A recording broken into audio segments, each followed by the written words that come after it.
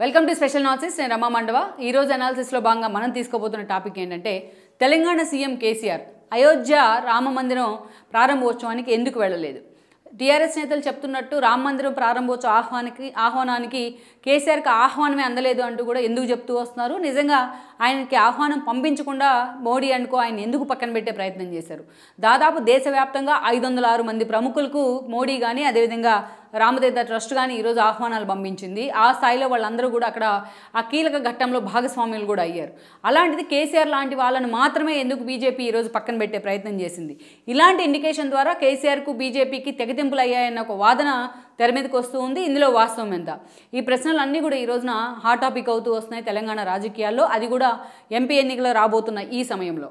గతంలో మనం చూసినట్లయితే కూడా కేటీఆర్ తన ప్రస్థానం టీడీపీతో డిఫర్ అయ్యి టీఆర్ఎస్ అనే తన ప్రస్థానాన్ని స్టార్ట్ చేసినప్పటి నుంచి బీజేపీతో ఆయనకు అంత సత్సంబంధాలు లేవని చెప్పుకోవాలి. అటు కాంగ్రెస్తో కొన్ని రోజులు 2004లో సెయిల్ అయ్యారు, 2009లో టీడీపీతో సెయిల్ అయ్యే ఎన్నికలకు వెళ్ళున్నారు. అండ్ దెన్ 2014 వచ్చేటప్పటికి తెలంగాణ ఉద్యమాన్ని ఆయన ఓన్ చేసుకునే ప్రయత్నం కూడా చేశారు. అయితే ఈ క్రమంలోనే ఆ రోజున కాంగ్రెస్ అధికారంలో ఉన్న కాంగ్రెస్కి తెలంగాణ ఇవ్వక తప్పని పరిస్థితి ఏర్పడితే బీజేపీ కూడా అందుకు సపోర్ట్ చేయక తప్పని పరిస్థితులు అయితే ఏర్పడ్డాయి. ఇక ఆ తర్వాత మనం చూసుకున్నట్లయితే 2014లో కేసీఆర్ తెలంగాణ తొలి రాష్ట్రానికి తెలంగాణ జాతిపితిగా ఎక్స్పోజ్ చేసుకుంటూ సీఎం అయి ఉన్నారు. 2018లో కూడా ఆయన చంద్రబాబు నాయుడు కాంగ్రెస్ మెర్జ్ అయిన సెంటిమెంట్ను కూడా ఆ రోజున తెర మీదకి తీసుకొచ్చి మరోసారి సీఎం కావడం జరిగింది. అప్పటిదాకా బీజేపీతో ఆ స్థాయిలో కేసీఆర్కి సత్సంబంధాలు అయితే లేవు. అయితే అవకాశం వచ్చినప్పుడు మాత్రం మోడీ తీసుకున్న నిర్ణయాలకు పార్లమెంటు వేదికగా అనధికారికంగానే ఆయన పొత్తులో లేకపోయినా అనధికారికంగా ఆయన మద్దతు పలికిన సందర్భాలు అయితే ఉన్నాయి. ప్రతిపక్షాల వైపు నుంచి కొన్ని విమర్శలు కూడా మూట కట్టుకున్న సందర్భాలు ఉన్నాయి. ఇక పర్టికులర్లీ కేసీఆర్కు బీజేపీకి ఒక నెగోషియేషన్ అంటే ఒక గ్రేటర్ ఎలక్షన్స్, అంతకుముందు జరిగిన ఒక దుబ్బాక్ కానీ, అంతకుముందు 4 ఎంపీలను బీజేపీ కైవసం చేసుకోవడం కానీ, అదేవిధంగా ఒక హుజూరాబాద్ కానీ, ఈ పరిణామాలు అన్నిటి తర్వాత బీజేపీ నిజంగా రాష్ట్రంలో అప్లిఫ్ట్ అవుతుందంటూ కూడా కేసీఆర్ లెక్కలు కట్టారు. ఈ క్రమంలోనే బీజేపీ టార్గెట్గా ఒక సంవత్సరం పాటు అతి కీలకమైన ఒక ఎపిసోడ్ను కేసీఆర్ తెర మీదకి తెచ్చారు. ఇదే సమయంలో బండి సంజయ్ రాష్ట్ర అధ్యక్షుడిగా ఉన్నారు. కేసీఆర్ వర్సెస్ బండి సంజయ్ అన్న నినాదం అయితే ఒక సంవత్సరం పాటు రాష్ట్రంలో చాలా హడావిడి చేసింది. ఈ హడావిడి క్రమంలో ఆ రోజు కాంగ్రెస్ కూడా నల్లిఫై అయిపోయిన పరిస్థితి అయితే ఉంది. సో ఇలాంటి సిచ్యువేషన్లో నువ్వా నేనా అంటూ కూడా కేసీఆర్ బీజేపీతో తలపడ్డారు. మోడీ మీద విమర్శలు చేశారు. పంజాబ్ రైతులకు, యూపీ రైతులకు విమర్శలు వస్తున్న ఆర్థిక సాయం చేస్తున్నారు. తాను ఎత్తేసిన ఇందా పార్క్ని మళ్ళీ రివోక్ చేసే ప్రయత్నం చేశారు. తెలంగాణ గల్లీ నుంచి ఢిల్లీ దాకా ధర్నాలు, నిరసనల పేరుతో హడావిడి చేస్తూ వచ్చారు. ఏకంగా టీఆర్ఎస్ ప్రస్థానాన్ని బీఆర్ఎస్గా మార్చున్నారు. ఇవన్నీ జరుగుతున్న సమయంలోనే మునుగోడు ఉప ఎన్నికల్లో కూడా టీఆర్ఎస్ కైవసం చేసుకుంది. బీజేపీ ఆ ఎన్నికల తర్వాత కొంచెం డీలా పడింది. బట్ ఇక బండి సంజయ్ ప్లేస్లో కిషన్ రెడ్డిని కూడా వచ్చున్నారు.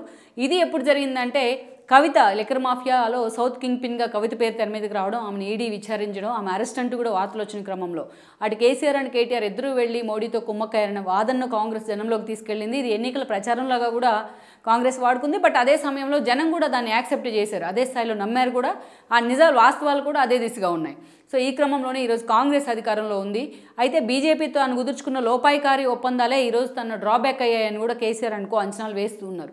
అయితే ఈ క్రమంలో ఇక బీజేపీ కూడా కేసీఆర్తో తాము చేసిన ఒక ప్రయత్నం ఒక విఫల ప్రయోగంగా మిగలబట్టే తాము కేవలం 8 సీట్లకే పరిమితమయ్యామని కూడా ఆలోచిస్తున్నారు. అదే కిషన్ రెడ్డి ప్లేస్లోని బండి సంజయ్ని అలాగే కొనసాగిస్తూ ఉన్నా ఈరోజు బీజేపీ అది కీలక పాత్ర ప్రభుత్వంలో పోషించి ఉండేది. దగ్గర 35 సీట్లు బీజేపీకి వచ్చుండేవనే కొన్ని అంచనాలు కూడా ఉన్నాయి. ప్రతికూల పరిస్థితుల్లో కూడా బీజేపీ 8 స్థానాలను కైవసం చేసుకుంది మొన్నటి అసెంబ్లీ ఎన్నికల్లో. అందుకే ఈరోజు కేసీఆర్తో పూర్తి స్థాయిలో తెగదింపులు చేసుకోవాలనే ఆలోచనకు బీజేపీ నేతలు వచ్చినట్టుగా కూడా చెప్తున్నారు. ఈ క్రమంలోనే కేసీఆర్కు కావాలనే ఆహ్వానం పంపించలేదనే వాదనలు కూడా ఉన్నాయి. అందుకే ఈరోజు చంద్రబాబు నాయుడు లాంటి వాళ్ళకు కూడా ఆహ్వానం పంపిన బీజేపీ పెద్దలు కేసీఆర్ను మాత్రం పక్కన పెట్టే ప్రయత్నం చేశారు. అందుకే 506 మంది ప్రముఖుల్లో కేసీఆర్ లేరనే చెప్పాలి ఈ రోజున. ఇక మరోవైపు కవిత అండ్ కేటీఆర్ కూడా తమ తండ్రికి ఆహ్వానం అందలేదనే విషయాన్ని కూడా ఎండార్స్ చేస్తూ ప్రకటనలు చేయడం జరిగింది.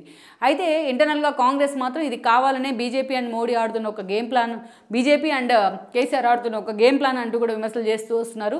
లెట్స్ సీ మరి బీజేపీతో కేసీఆర్ బంధం ఈ ఇష్యూ ద్వారా పూర్తిగా తెగిపోయినట్లేనా, లేకపోతే ఇక ముందు కూడా ఎన్నికల వరకు కూడా ఇది ఇలాగే కొనసాగుతుందా, లేకపోతే మరోసారి బీజేపీతోని కేసీఆర్ చేతులు కలిపే ప్రయత్నం చేస్తారన్నది మనం చూడాల్సి ఉంది. ఈ వీడియో మీకు నచ్చినట్లయితే please share, like and subscribe R24 Telugu.